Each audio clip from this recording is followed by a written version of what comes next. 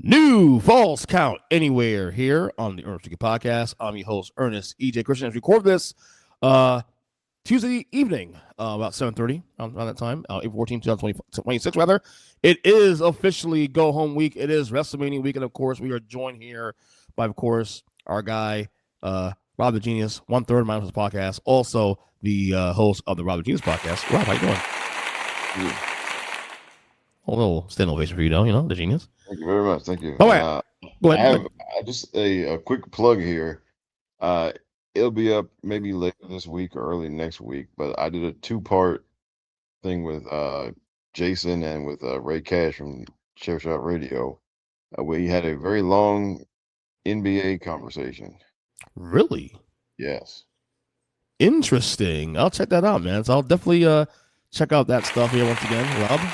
I still got to edit it, but it's so it'll be up maybe like later this week or early next week. Is it depressing Knicks content?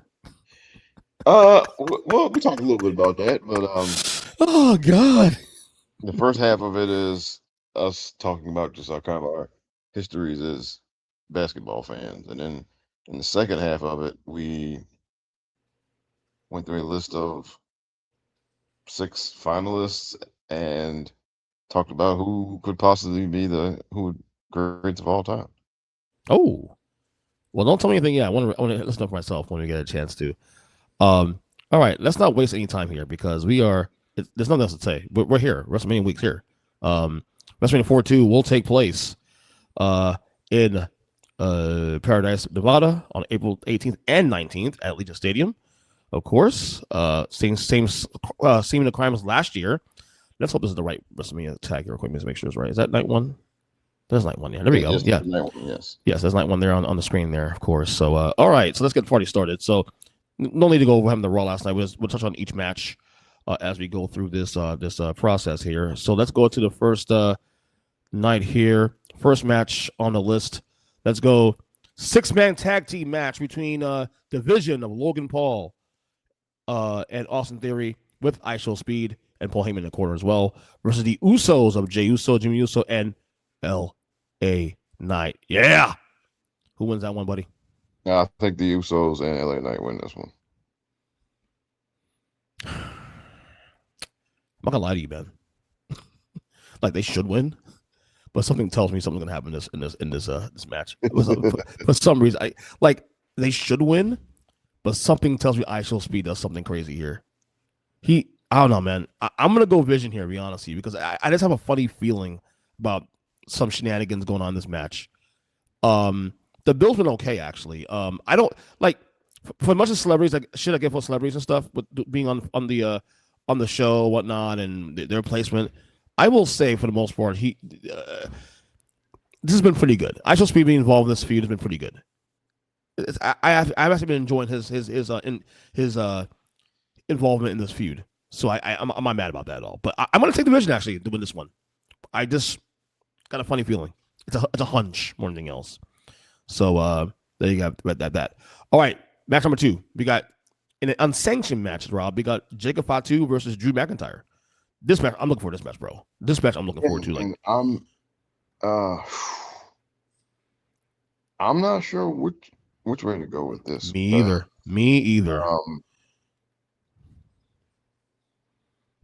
I could. I'm gonna go with Drew. So it's funny because Drew has been beating the shit out of Jacob the last couple of weeks. Yeah, Maybe, and so, I mean, I'm gonna go with Drew because look, losing the championship, he would have been in the main event, obviously, yeah, um, if he was still Universal Champion. right. So, I I think I think he wins this one. Yeah, I'm with you. I don't know which direction on this one. This go either way. You can tell me any of these guys, and it makes sense. I also don't see this feud ending anytime soon. So Well, if you believe if this feud is going to go on longer, I think logically you let Drew win it and let Fatu get his come up at Backlash. Because I'm sure they're gonna be a Backlash. I'm sure. In a regular, probably in a steel cage match, Hell in a Cell match. I can see that happening down the road.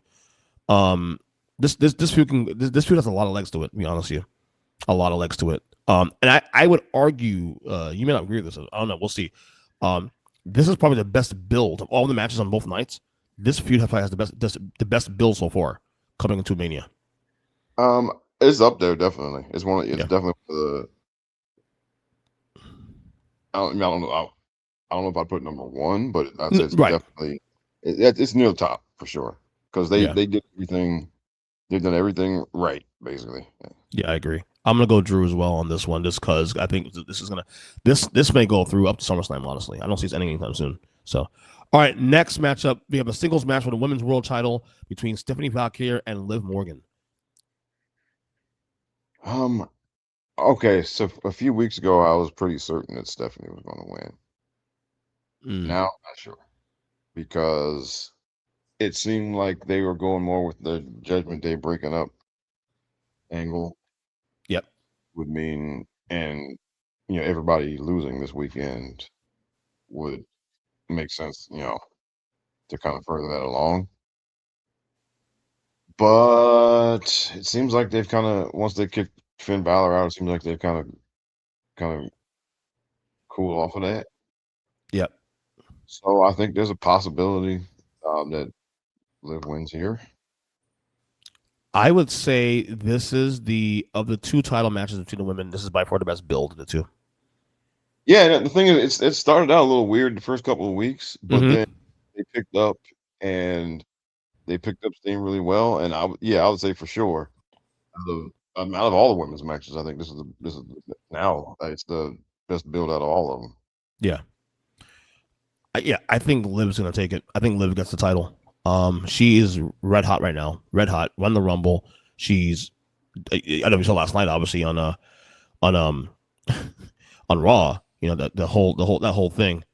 It's Which insane. that was terrible. Yeah. I'm sorry. Yeah. Stick to wrestling, please. Yeah. Yeah. Yeah. Um, But the build has been really, really good though, man. I can't believe I'm in a place now where like 3 years later I'm like big on Liv Morgan. Like she's put on some really great work right now. Valkyrie's been a good champion. I'm not wrong, and I think this feud has legs. I think this another feud that may go through the summer. Honestly, because a lot to build on. I don't think it's gonna last that long. Maybe not as long as Jacob and Drew, but definitely into the early parts of the summer.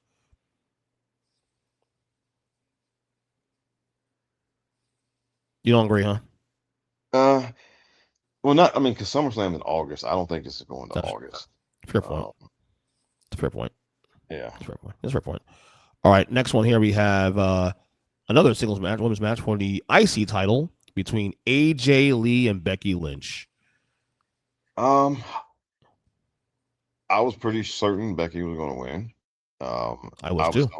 I was still leaning that way because AJ is part time, and if she keeps the Intercontinental title, then that means she's going to be taking home with her for a while. Like she's Yeah. not gonna start working full time now. Mm-hmm. So that would predicate Becky winning it back. I guess the only thing with that is then I mean she's just going to sit on the belt forever. I mean, because I mean it's about time to move on as far as who holds the belt now. So I think Becky will win, but I don't think she's going to keep it very long after this. And I do also see a scenario where Becky is going to be back in the world title picture again at And some that's the point other in the thing. I next mean, 6 months too. Also, well, because it's time. I mean, Triple H has kept a lot of them, like Becky, Charlotte, Alexa, and then he had Bianca out of the singles title picture. Also, that up yeah, until that, for almost a year. At some point, he has to start putting them back in, putting those women back in that part of the equation. yeah, Um, so I do think Becky's going to win here, and I think but I don't think she's going to keep it very long after. yeah, yeah. I think Becky wins because I think AJ. I mean, at least from my opinion, I think she's long for being involved. I could be wrong. I could be wrong. She might still be involved beyond Mania, but my Well, I mean, son she's like she sounds like a multi-year contract, so she's not like going away going away forever. But I don't think she's a full timer. No, she's not, and so Right. she's not. And if she comes out of this still Intercontinental Champion, she's going to have to start working more frequently. I don't think that's happening. Right, I agree. I'm gonna go Becky as well too. Also, but I agree with you else too. I think Becky will be a transitional champion, and then I think she get involved into the world title picture at some point. So I'm with you as well. All right, we have a fatal 4-way tag team match for the women's tag team championship between the irresistible forces of Nia Jax, Lash Legend, versus Charlotte Flair and Alexa Bliss, versus Bayley and Lyra Valkyria, and versus the Bella Twins of Brie and Nikki Bella. Who wins? Well, you know what I'm rooting for, but Of course, Mega Powers. The Mega Powers. It's gonna. I mean, a lot of people think that Bailey and Lyra are going to win this as kind of. Oh no, really? That's a thing. Well, it's kind of the thinking is it's kind of as a kind of a make good for Bailey not being on the show last year, but that's something that people are just completely. That's something that people are like concocting on their own. All right, so I think Nia and Lash I think definitely are not winning. You think not winning definitely? Yeah, I think because I think no, I don't think so. Maybe I mean They should win, in my opinion. If all these four Bellas don't need the titles, obviously. Bailey and Lyra could use it, but they'd be transitional too. Charlotte and Alexa don't need the titles either. I think Nia and Lash can use the titles. well, I guess it depends on what they're gonna. Again, depends on how they're gonna go forward because if they're going to keep this kind of tag team division going for a little while longer, then it would make sense for them to keep them and then have the rest of those teams keep chasing them for a little while longer. This is female demolition, bro. They got to keep these ladies dominant. Um, The big ladies, like I just don't see the value right now, at least in the short term, and like taking titles off them right now. Didn't this got the titles like 2 months ago? yeah, they won like the night before Elimination Chamber. Right. So like, what are we doing? Like, I believe they lose this unless some like shenanigans, like use shenanigans to make it worth. That kind of hurts these two. Like these are big. They are much bigger than every single competitor in this match outside of Charlotte Flair. Yeah. Like, there's no way how Brie and Nikki should have even go over these two. At this point, I think Bayley and Lyra should go over these two. Like, you can talk me to Charlotte and Alexa, obviously for obvious reasons, but that's it. Oh well, I mean yeah. I mean, again, it all depends on what they want to do afterwards.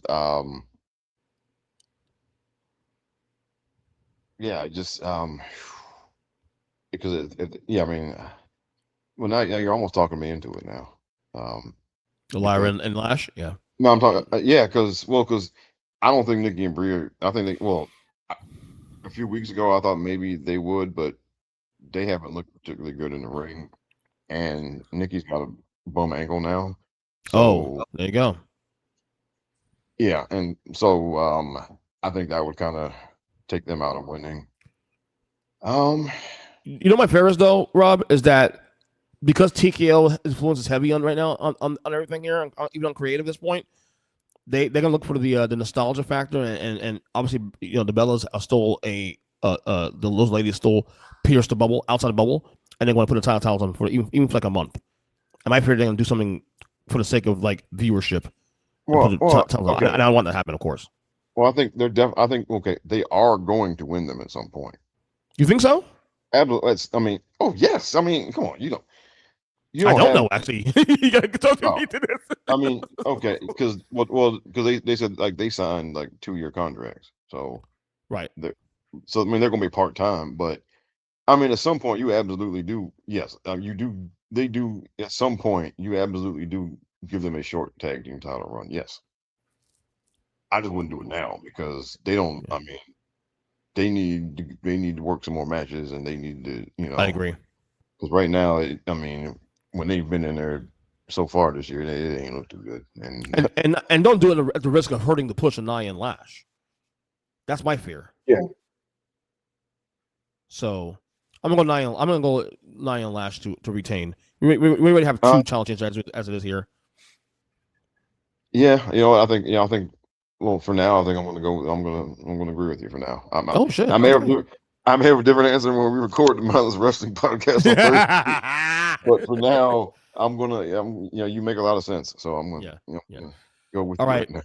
We got a big singles match here, which was just put together like 2 or 3 weeks ago. We got Seth Rollins versus Gunther. I think Gunther wins this one because I think, well, he lost to Jay last year. Um, yeah, I think Gunther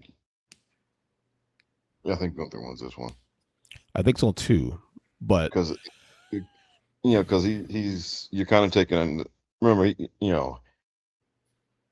everything that happens with him, at least for the rest of this year, has to validate the Cena thing. yep, and also AJ Styles and all that. Yeah, I agree. Yeah, I mean, so like, Um, but I think, I'm obviously I specified the Cena one because that was the one that really left a bad taste in a lot of people's mouth. that's true. So you have to. I mean, I'm not saying he's not gonna go undefeated the rest of the year, no, but I mean, at least in the short run, like you got to validate that. Yeah, I agree with you. Um, In fact, too, also, I can't see losing a third Mania match in a row. I and can't that's the see other that. thing. Yeah, he lost. I mean, because he lost last year to Jay, he lost to Sam in the year before that. Yeah, Exactly. I just can't see that happening. Seth is the guy who put the guys over. Give me Gunther this one match as well, too, also.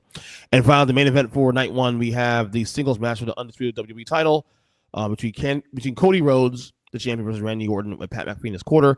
New stipulation now is that if Randy Orton loses, Pat McAfee will leave the professional wrestling business for good. Um. Okay. I think. You know those things will never fucking work out. They go away for like 3 or 4 months, they come back. Come on, that shit never works out. Yeah. Look. Well, and also I think. Um. You can't. I mean, all this. You can't do all this and then just have Cody win. I mean, they pissed people off with all this stuff with Pat McAfee and all this stuff. I mean, yeah. I mean, I think. Actually, too. Also, what if let's say Cody wins, if Randy wins this match? Well, actually, no. 40 had the heels winning. Of these two night WrestleManias, hasn't the babyfaces won most of these night ones outside of WrestleMania Oh, 40? I think. And then well, night okay. two has been Roman. So Let's see. I mean, because all right, 30 for 36 was the Boneyard match. So right, Taker won Taker that was one. defeat. 37 was Bianca. She won. Okay, that's two babyface. 38 was Kevin Owens. They won. Austin won the match though, so that's okay. Babyface. 39 was Kevin and Sammy beating the They Usos. won. So 40 was the only one that with the heels actually won. That was Roman and Rock. Oh no, well Seth last year. So Seth last he, year. beat Yes, that's true. Roman. Yes, he did. No, that was a heel turn though. Oh yeah, so he went into the match as a babyface. They were Right. all babyfaces going into the match. Right. Right.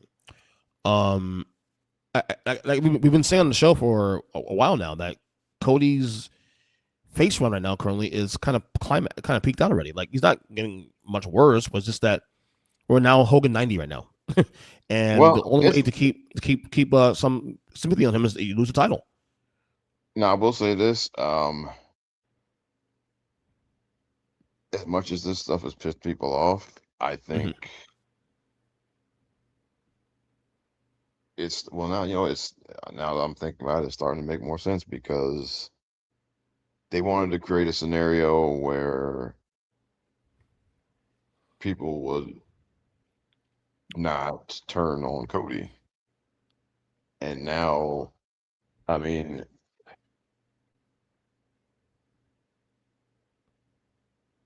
Is hmm, there a they chance? did- well, now that they've done all like even if going in you didn't want to see Cody retain, now like he's the victim of all this convoluted bullshit.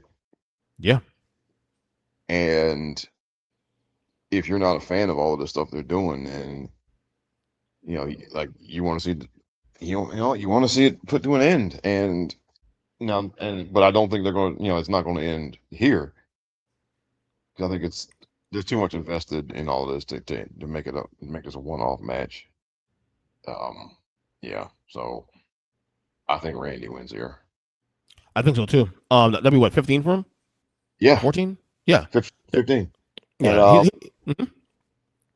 so you know what? I mean, it's funny. I mean, now that we're talking this through, um, I guess ultimately we'll see what happens. We'll see how the crowd reacts Saturday night and afterwards.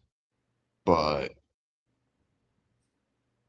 this may be one of those things that ends up being a lot smarter than we were giving them credit for, because the intent is to get people back on Cody's side, and doing all this convoluted bullshit. Is I mean, they're more likely to succeed with that than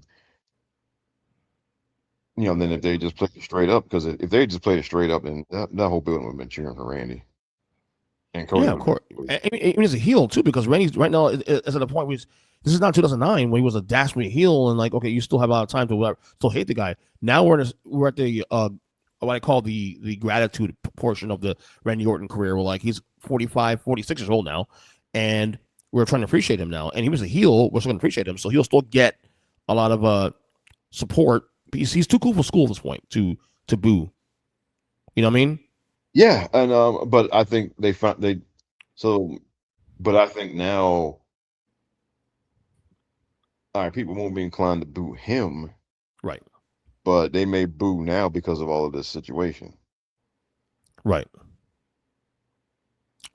I'm torn. I'm gonna go Orton this one because I think there's more to gain with Orton winning.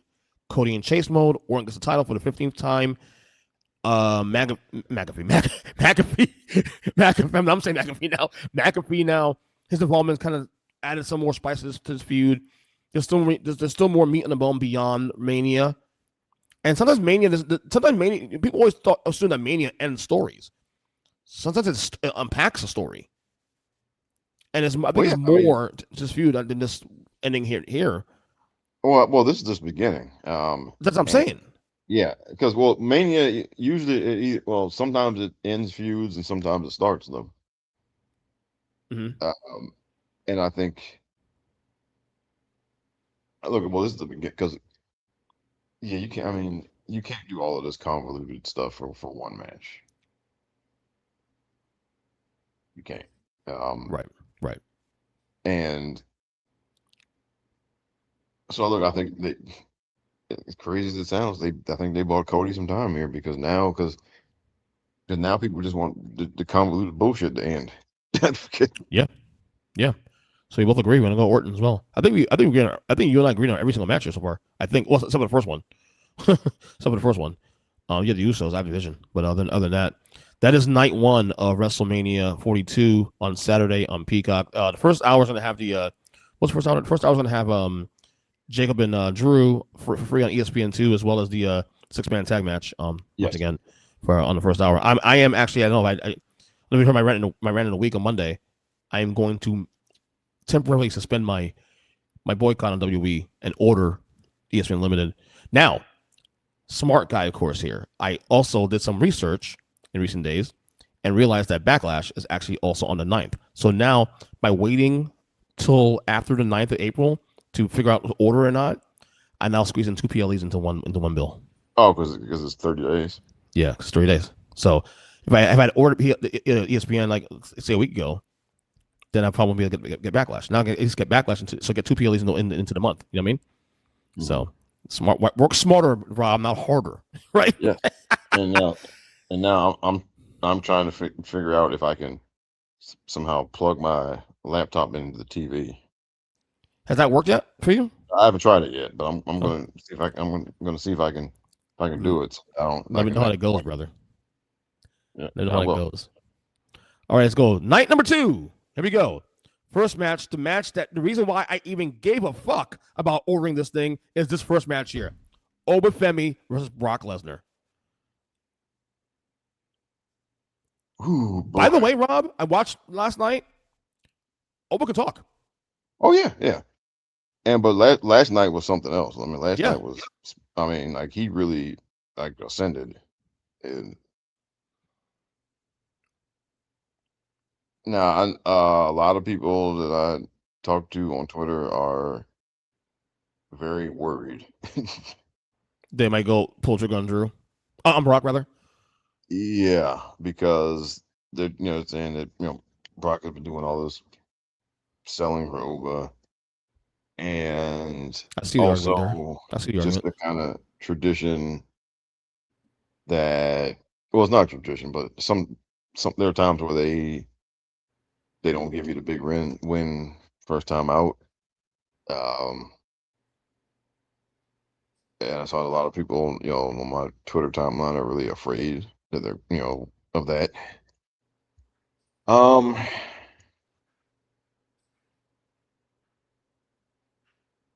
Okay, if you ask me what I think they should do, I think that look, it's perfectly logical for Brock to win.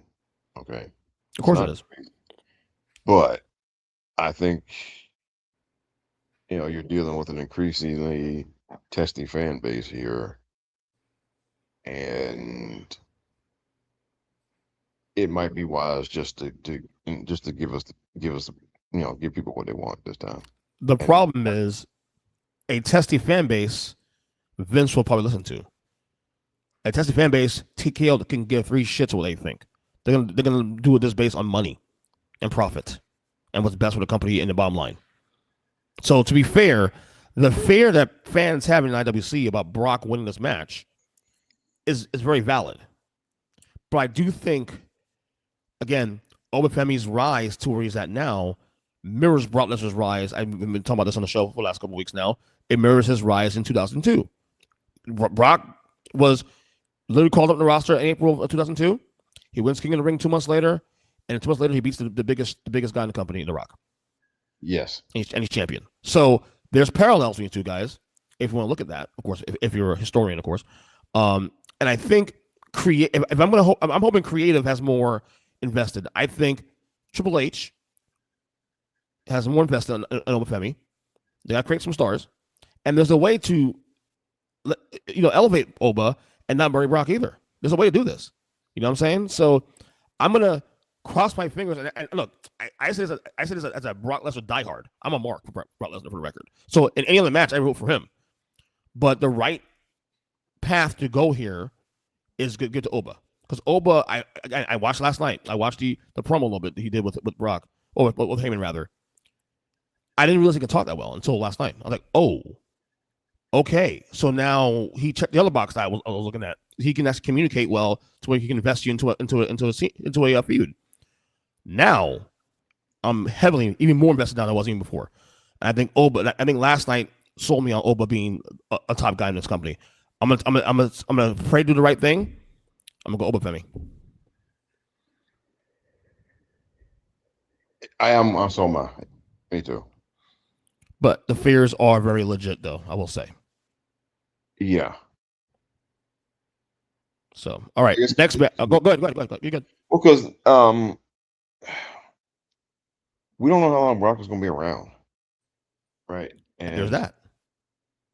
And I know, like, some people on a lot of people on my Twitter timeline are trying to retire him. And look, if he's only doing 1 or 2 more matches, then he should absolutely just put a couple people over and then retire. That's the right thing to do. If it makes, of course, if it makes sense. This makes sense. Yeah. Now, but if he's going to be around another 2 or 3 years, then at some point he's got to win some matches.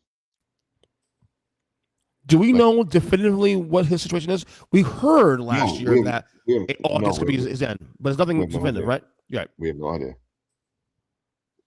Yeah, there's been, as far as I know, there's been no news about his contract status. But to be fair though, he's been putting guys over for the last couple of years. He put Roman over, he put Cody Rhodes over, so he put Seth over in 2019. So it's not that like Brock has not been doing this for the last like half a decade now. Oh yeah, but he hasn't gone on just a full on losing streak. Right. He always, he gets something back. So it just, again, if he's going to be there another 2 or 3 years possibly, then he's not going to go 0-10. Okay. Right. Well, he did beat what's his face at 38. No, not Cena. We beat Cena obviously last year, but like 2 years ago at the Mania. He beat Omos. Yeah. Thank you, Omos. Yeah. And he beat Cody in one of King and Cody had 3 matches. He won the second one. So right. Yeah, so it's it just depends. It all depends on how long he's going to be around.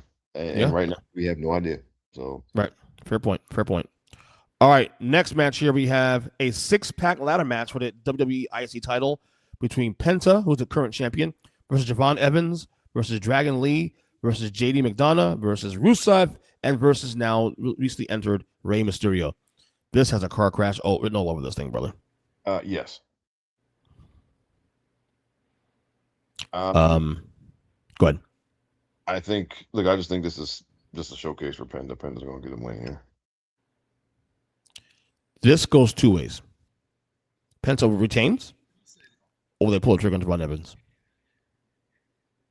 I don't think any of these other 4 guys have a chance to win the title. Yeah, because Rusev is just there basically to throw people around. Exactly.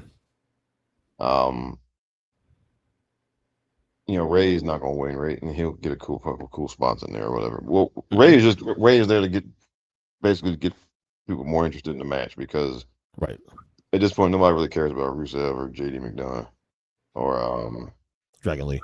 Yeah, so Ray's put in to get some more interest in the match. Javon Evans though is the one that really benefits more than anybody else in this match because of he's the one, the ascending star. Yeah, but Penta just got there last year, so true. And Penta just won the Intercontinental title, so I think Penta gets a win here.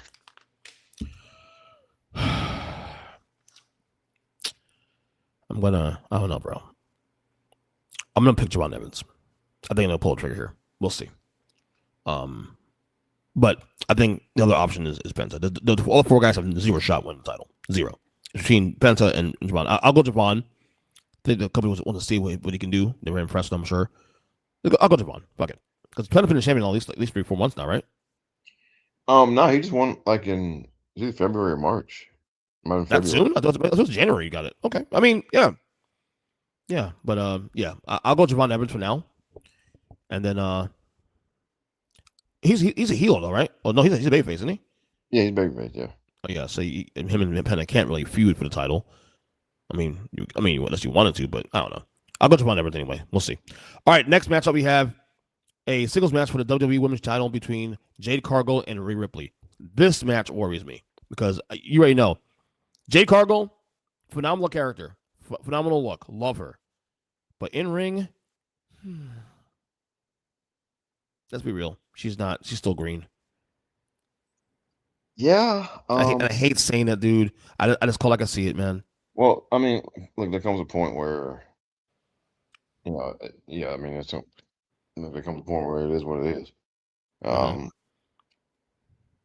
This is, man, they're just a bad fit with each other. We'll see, man. I'm not even talking about like, ring work. I'm just talking about just in general. The last couple of weeks have been a little better, but it's no coincidence that things got a little better when they stopped talking to each other. Because those promo segments were really bad and awkward. And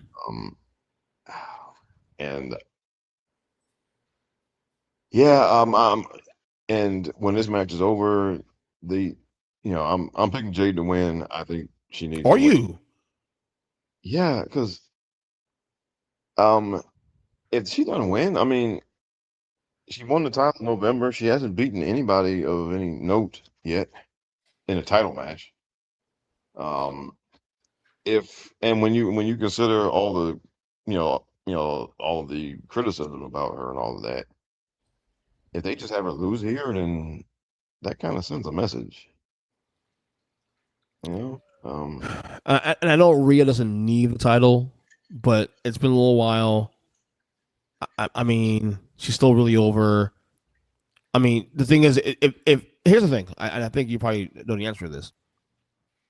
Jade losing the title hurts Jade ultimately, right? Because some people can lose the titles to be okay. Do you think Jade losing the title hurts her overall? Yes. Okay. Yes, and look, they just gave her, she has two goons to help her out now. If they do all that, and then she loses, and again, this is her first title defense against any type of big name person, and and there's already all this criticism and skepticism about her, and if she loses here, then whether they intend it, whether it's intentional or not, you're sending a message that it's kind of a no confidence vote. Mm-hmm. Um, mm-hmm. it just and yeah, I just think it's. I mean, I think it looks like it. I mean, yeah, I mean, it just does. I mean, and also if you look at the, if they don't change up the rosters at all, if the rosters stay the same, then now if you look over on SmackDown, I mean, Rhea goes over there as a babyface champion. Who's she gonna feud with? I see your point. And also, I mean, if she and then this needs to end. And but if Jade wins the match, though, there's still legs to the feud, right? If Rhea wins, there's no legs to the feud. Well, yeah, and if well, I think nothing because look, Triple H has done a lot of one-off. Like he's ended a lot of these things at WrestleMania with the women's matches, with women's feud. So, it's in play. Charlotte and Tiffany had one match. Bayley and Io had one match. Becky and Rhea had one match, and it was over. Right. Okay. So he's done that before. Just had done the match, and then that was it. At least with the women's stuff, And so there's no reason he can't do it again here. And you can send Rhea back over to Raw, and then everybody moves on because this does not need to continue. There is one angle though that could affect this match. I think I want to go with this. Okay. Well, Bianca's back here. The only problem is get involved. The only problem is if she can come back and get physical, then you should have brought her back to do the match. Well, it's a good way to debut her, though. The good way to bring her back on this. Because here's the thing. So Bianca wrestled Rhea last year at WrestleMania in that 3-way because with Io. She also is connected with Jade. The risk is that if Bianca comes back, is she come back to help Rhea, help Jade? Because the last time Bianca and Jade were together, they're both baby faces. Jade's a heel now, so that's a complication there. I mean, a lot of people are calling for that. That's probably what they're going to do. I just don't see the point. I mean, right. But I wouldn't be happy with that. Okay, because to me, if Bianca can come back and get in the ring and do something, then they should have just done the match. They should have had her, then they should have had her do the match with Jade. Because again, if Jade loses, there's nothing. Yeah, it's just, I mean, I feel that. Yeah. All right, I'm gonna pick Rhea anyway, though. Just be safe. Let's be safe. I mean, the thing is, I think it very well may happen because Rhea's Hunter's favorite girl, and he just, he's got to fight the urge to not to book her to win just because. It's been a while since she's won a consequential match like this. Like she hasn't won a Mania in a couple of years. She lost last year. I mean, she'd won like what 2 or 3 in a row before that. I mean, and she's at that point now where like she's been on main roster for 5 years now. Not true. I get that. So she's kind of at that point where like she's still gonna win most of the time, but she's kind of at that point now where you know, it's not going to hurt her to not win all the time anymore, right? And it's just to me, and I mean, her Jade losing here does a lot of damage to her, I think, and That's why it matters where the company is with her. Like, do you see they see it enough, and like let's go ahead and just downshift this one and put it back in the mid card and whatnot, or do they still try to push this? Because here's the thing, she's not great in ring, but she has a look. She's very attractive. People still like her, and could that offset the in ring concerns? That's the question. I don't know. Well, the thing about it is, you kind of knew what you were getting when you signed her, though. So, but you had the PC to hopefully to get her better, and there hasn't really been much improvement. She's better than she was in AEW. Don't get me wrong. I'm not saying she's not, but well, there's been no significant improvement. yeah. I just, I don't know. To me, it's just if she loses here, I kind of have the fear that I think he probably is going to have Rhea win, and I don't know if they keep going after that or not. But I just, Yeah, I mean, I just, to me, it's just it's no confidence vote if they have a loser. And maybe that's how they feel. I mean, I yeah, don't know. yeah. Well, I'll go Rhea anyway. You'll go Jade, right? You said For now, yeah, I'm gonna okay. stick with it. Yeah. Okay. All right. Next match we have the singles match for the WWE US title between Sami Zayn, the champion, versus Trick Williams. I think this is Trick wins. I think it's no brainer here. Yeah, yeah. Sami's been a Trick over. I think Trick is much like Oba. Trick is ready to rise up to the ranks. Who's that dude in his corner, by the way, that keeps fucking around? That's funny. That guy's funny. Oh, Lil Yachty, he's a rapper. Oh, that's a little Yachty. Okay, okay. Yeah, I have not heard any of his No, music. you're right. I know who he is, but I just don't. I didn't, know the name. He reminds me of Slick a little bit, like a younger version of Slick back in the day. The way she's been acting out there, but a little more modern, obviously. But nah, Yeah. this is polished for Trick Williams, bro. This is polished up for Trick Williams to win this title. Elevate him. He is ready. He's going to the moon right now, bro. So yeah, I'm with you. All right, two more matches here. We have the Demon Finn Balor versus Dominic Mysterio.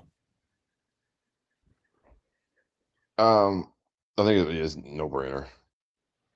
No, You think it's not? You think it's Finn Balor? he's come back as a demon. He's got wins. So. Yeah, he has to win. I mean, if Dominic had the title still, maybe no, actually no. Even if Dominic had the title, he might still lose. I think the WWE now is going to give Finn Balor another run, one more run. I have no idea, but because there's been a lot of stop and goes with Finn Balor through the years. yeah, I just well, it'd be nice to see, but I'll go Finn this one anyway. Dominic, I think Dominic's on the title. I think, he's fine. He's still Dominic. He'll be what it is. But I think Finn, you can't bring the Demon back and then like not do anything with it. That just makes no sense. So I'll also go with Finn Balor as well. All right, and finally the main event of the entire weekend. It is the World Heavyweight Championship on the line between CM Punk and Roman Reigns. I think it's easy to know who to pick in this match. It's Roman easy. I think it's not even a conversation who's winning this match. I think the question is going to be how this gets done. yeah. As to how everything else, I'm passing by. Who wins the match is Roman. I'm not even worried about that part. Yeah, I think. Well, yeah, I think Roman wins here. It's time. It's been 2 years. We gave y'all 2 years, man. You ain't do shit with it. No, I'm back. That's the whole vibe he has right now. Yeah. Well, he's not. I mean, he's not totally wrong. Yeah.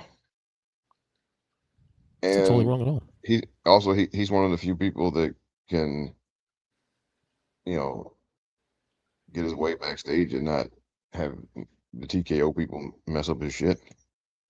True. Because he'll go home. Yeah, I think Yeah. some people were, people like last week. Mm-hmm. Somebody asked on Twitter, was like, well, how come TKO didn't mess? How come they always mess around with Cody stuff? How come they don't mess around with like Roman and Punk? And me and a few other people answered because Roman and Punk wouldn't stand for that shit. They'll walk away. Yeah, they'll go home. Both of them, yeah. I mean, they'll just go home and They'll pull Austin. They're doing that. They'll pull Austin. Yep.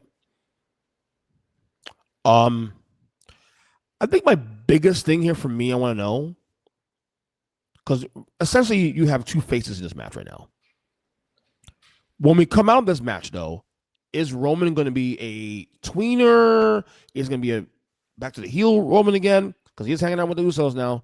I mean, I know the faces as well too, but something tells you that Roman is going to go trend back to a heel status a little bit. Because honestly, not even has to go full blown heel, but that's really the sweet spot.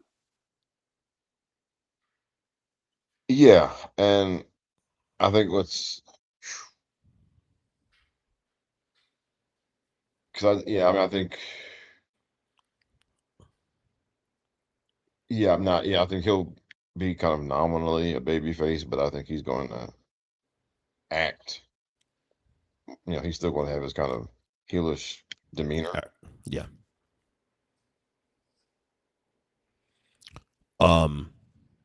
Yeah, I'm with you. I also don't think he wins clean either. I don't think it was clean. I think someone's getting involved in this match. Who? I don't know. I'm not saying that help Roman necessarily, but it may be a situation where Roman benefits off of something. Like Punk's very pissed off a bunch of people as is anyway. You know what I mean? Yeah. So who knows who they get involved in that. But regardless of that, there's no doubt Roman Reigns wins this match. I'm not even worried about that part. It's more so the how it gets done. And as I told you, I said this on the show 2 months ago. I was more excited about the build of the match than the match itself. I think the match will be okay. I don't see it being a bad match, but I don't see it being this, all-time Hogan Warrior thing. CM Punk is not the greatest in-ring wrestler, at least anymore anyway. He puts on decent matches though, but the investment in CM Punk for me is more in the talking and the build to the matches than the match itself. So I'm gonna go Roman as well too. Well, so I'm just fascinated to see how they get there. That's really the big question in this match. So there it is, your WrestleMania 42 preview and predictions, and why Rob will be right and I'll be wrong. We'll see. Especially the Jade Rhea thing. We'll see what happens there. All right, let's get to another anniversary here. It is the anniversary of WrestleMania 32. Get up on the screen real quick. Which took place, of course, in Arlington, Texas, rather, on April 3rd, 2016, in Arlington, Texas, at the AT&T Stadium, home of the shitty-ass Dallas Cowboys. Yes. Attendance was 8,709. The buy rate was 100,000 estimated, but it excluded the WWE Network views. At this point now, we're in the network era, so pay-per-views were no longer a thing at this point. Less of a thing, should I say. This match we had 12 matches. Jesus, Vince, what are we doing? Now we have three pre-show matches, though. Yeah. So the pre-show matches, of course, Kalisto defeated Ryback by pinfall for the U.S. title. We had the 10-woman tag team match between Team Total Divas, Alicia Fox, Brie Bella, Eva Marie, Natalya, and Paige defeating Team Bad and Blonde of Emma, Lana, Naomi, Summer Rae, and Tamina by submission. And then the last pre-show match. How the hell are the Usos on a pre-show match? The Usos are Jimmy and Jay defeating the Dudley Boys, D1 and Bubba Ray by pinfall. Again, how the hell are the Usos in a pre-show is beyond me. Well, it was a different time. They went over it. They went over yet? Totally over? Not like they are now. No. Not in 2016? No. Interesting. Okay, I see. Again, I was still out. Here's the rest of the matches that were televised.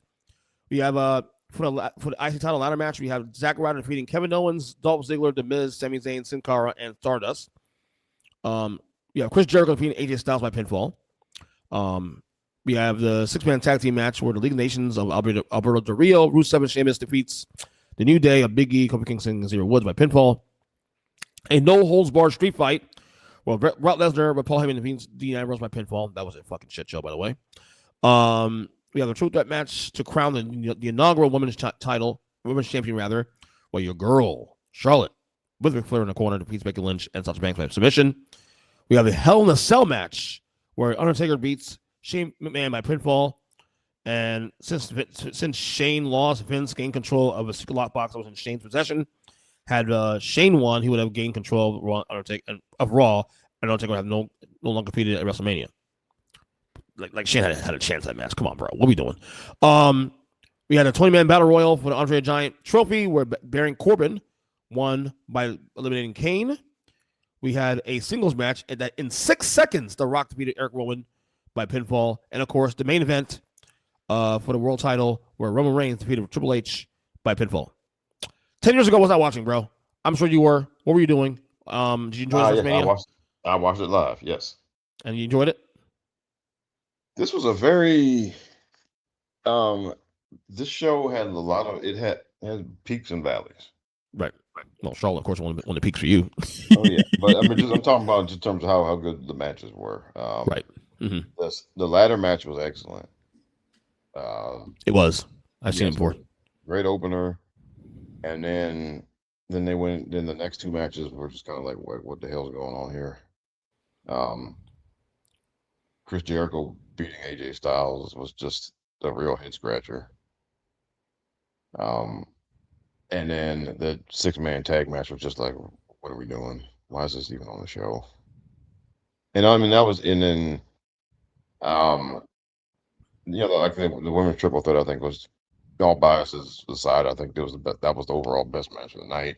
But then, the cell match, it was really good, but it was really long. 30 minutes and 5 seconds, bro. And that's not including Taker's entrance.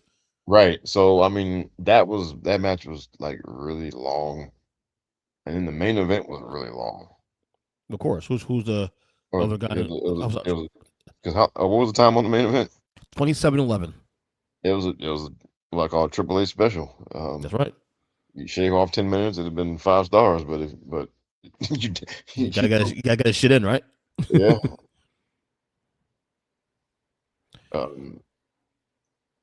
So it was yeah, I mean, like, again, there was some, the highs were really high, but the lows really low, and then the Ambrose Brock Lesnar match was a disaster. Yeah, it really was. Well, you saw firsthand that how Brock is when he ain't feeling it. Yeah, because that was one of those matches where Brock was just like, whatever. Do you know why? I just think he wasn't really. I mean, because Ambrose, John Moxley, he wanted to do the shit he does now in AEW, like all the just ridiculous like stuff with a bunch of different weapons and all that kind of thing. He wanted to do some Texas Death Match and all this bullshit. Yeah, yeah, and Brock ain't here for that. Mm-hmm. And so, yeah, and I think so. Brock just took the, like a couple of things where he was like, all right, we'll do that. But the other stuff that Ambrose wanted to do, he was just like, hell no, I ain't doing that. So, yeah, they just, like I said, Brock is one of the most obvious people to know when he just ain't feeling it. And that was Exhibit A. Just 10 years ago, my God, time flies. And I wasn't watching at the time. But this was an injury-plagued show, by the way. Who got hurt? Well, before. Going into the match, into the show, because Seth Rollins blew his knee out the previous October. Oh, he was still out this time, right? He was still out. Cena had an injury, even though he came out and helped The Rock, but he injured him. He hurt his leg or his ankle or something in December, so he couldn't do it. He wasn't on the card. Randy Orton was out injured. He wasn't on the card either. So those are 3, big name people so they had to work around that. Like the whole thing with Triple H and Roman was, I think, because, the Rollins injury caused that, because Yeah, I mean, Hunter was basically like the fill-in. But Basically, you're saying is that if Seth was healthy going to 32, the likely main event would have been what, Hunter and Roman, or Roman and Seth? it'd probably been, well, I've I seen mean, it. Roman and Seth, or Seth or Roman or It'd been, I um. think it'd been, I've seen rumors that it was either Roman and Seth, and also, or it might have been Roman versus Ambrose. It'd have been two of the Shield. It'd have been Roman versus one of the other two Shield guys.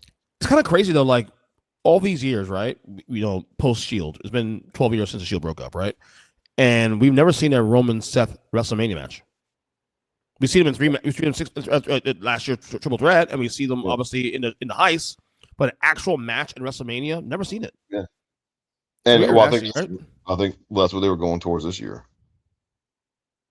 But and then circumstances came up, of course. Yeah, that's crazy. I'm surprised because I mean, there's a story there, obviously, but yeah, I mean, it sells itself. I mean, again, we've seen Roman and Seth go to each other tag match the year before that, last year, triple that match, the highest in 31, but never a one-on-one, a build. And I think if you're gonna do that, do it next year. Well, yeah, I think, you gotta do it next year. Yeah. And to your point, I think they were gonna go towards that this year, but then of course, like I said, injuries and whatnot changed the course of the show. I mean, like I said, I've seen the show before actually in the past. It's not a bad show.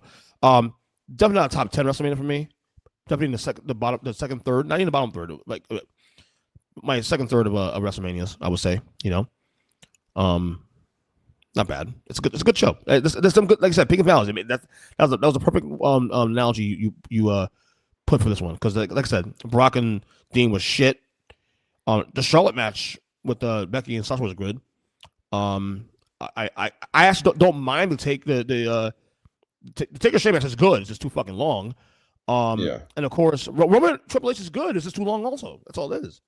It's a slog. But it was a good show nonetheless. So there's that. Okay, why not take you out of here, buddy? This is one of the earliest shows we've done in a long time.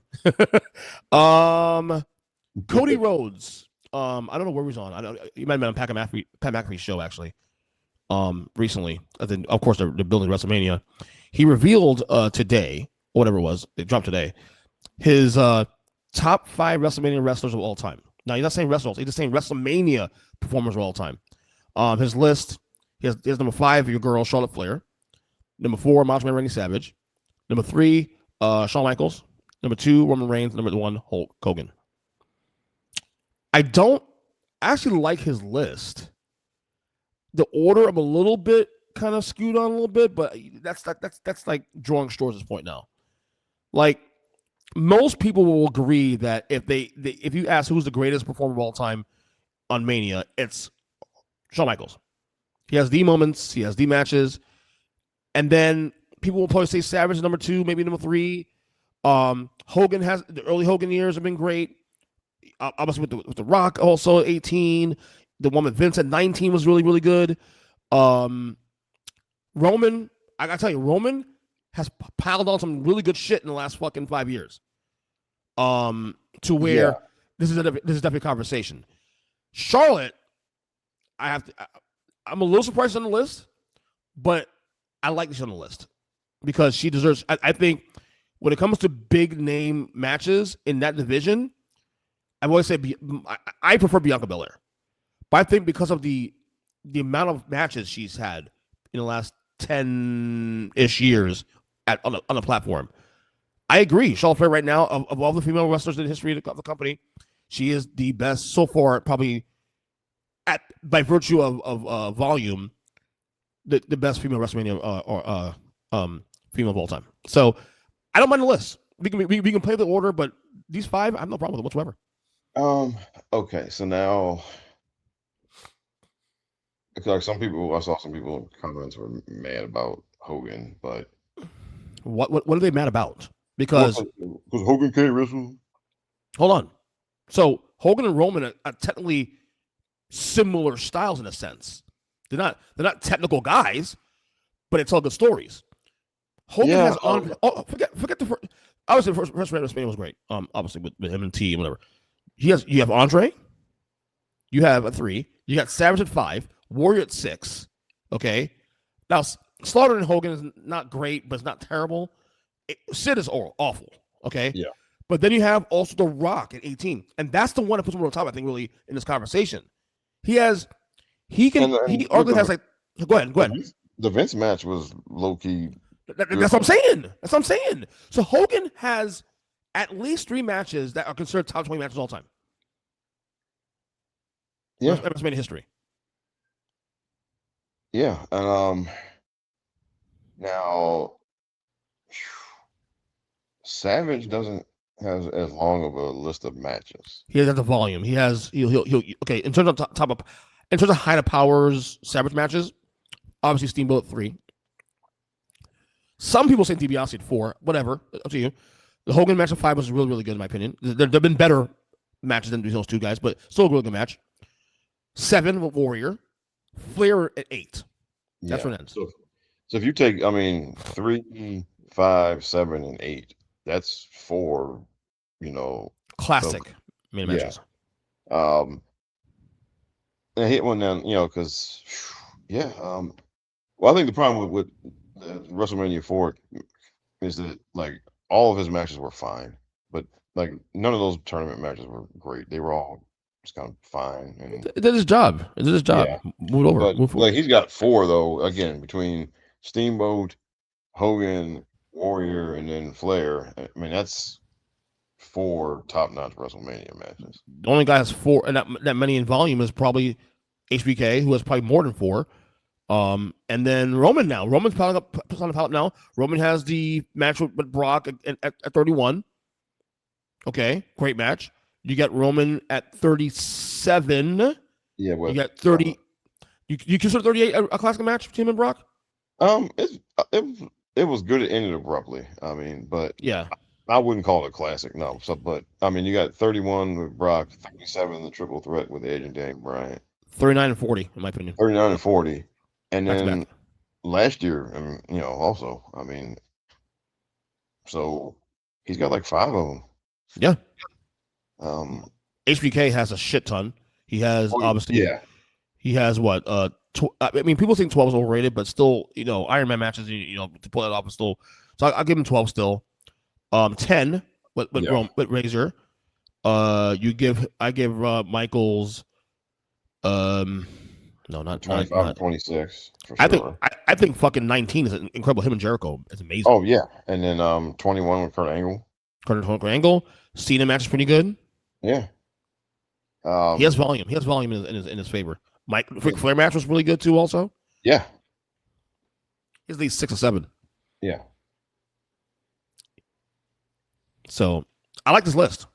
Yeah, I think I think some people were complaining because some people are like, well, what about Taker? But Taker has a lot of stinkers. That first half of the streak was full of just. Okay, let's do that quick. So Taker has Snuka, which is not great. No. 8 against Roberts was good. Well, that was a squash, though. That was. Yeah, but Roberts on the way out of the company too. That's why. He had 9 against John Gonzalez. We'll skip that one, obviously. 10 was not involved in. 11 he was not involved in. 11 wasn't involved. It was Monday. That sucked. Yeah. 12 was Diesel, not bad. 13 Sid, not bad. 14 is Kane, 15 is Bossman. 16, did he wrestle 16 or was he out 16? He was out 16, I think. Yeah. Okay. 17 against Flair, right? No, 17 was Triple H. Triple H, sorry. That was great. That was his first really good one. Yeah. He all his great main matches on the back end. So 17, phenomenal. 18 is Flair, I think, right? Was it Flair 18? Yeah. 19, he did not wrestle, did he? He did some tag team matches. Something that wasn't very good. Okay, well, whatever. Okay. And then everything else is on the back end with the Michael stuff and Orton at 21 was phenomenal. Yeah. So everything's on the back end. The Triple H matches. The 2 Triple H, 200 matches, 2 Michaels matches. Yeah. He has about 6 or 7 at least. Yeah, and then him and Edge at 24 was very good. And then he can use also his last match with AJ. Yeah. So his I mean, so he had half of his stuff was terrible. But he stat pal at the end of his career because he was Yeah. so long. Yeah. Yeah. So I don't know. But I mean, based on Cody's list, if I had to rank these 5, here's how I'll rank my 5. Michael's 1. Yeah. I'll go Hogan 2 because, again, not that he's the technical guy, but because of the moments. Because 3, 5, and 18 are all inflection points, all massive inflection moments. Okay? So you can't use that against them. I might go Roman and Savage is interesting because Roman is the top of the card. Savage has the Steamboat match, though. God. But Roman also matters probably a little more, bigger picture because of the company. I'll go Roman 3, Savage 4, and Flair 5. Yeah, that's probably about right. Yeah, I can't really. Yeah, I won't argue with you there. Yeah.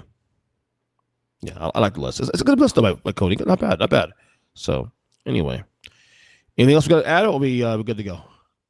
Oh no, I think we're good. That was a pretty quick, pretty first show. It's not even 9 o'clock yet, bro. Anyone plug? We got here? Well, so I'm gonna call it next week. Next week, I'll have part 1 of a special basketball themed episode of the Robert Genius podcast with me, Jason, and our buddy Ray Cash from Show Shot Radio. It's on your show, right? Yeah. Okay. And so that'll be next week. And then, as always, you can hear me every week on the Mindless Wrestling podcast. And we're going to preview WrestleMania, and I will probably have some different answers to some of the same questions that you had for me tonight. Listen to both shows and get perspective on different shows, man. Definitely. Yeah. And of course, I am on X at EJ Christian number 7. Falls count anywhere. Again, once again, part of the Earnestly Speaking podcast. Ladies and gentlemen, enjoy WrestleMania 42. I'm actually ordering it. I'm suspending my boycott with TKO/WB for at least 30 days, so I can squeeze in two PLEs in that time. But I'm going back to boycott again. So trust me, it's not long lasting. So until the next episode, we'll talk to you guys soon. God bless y'all and see ya.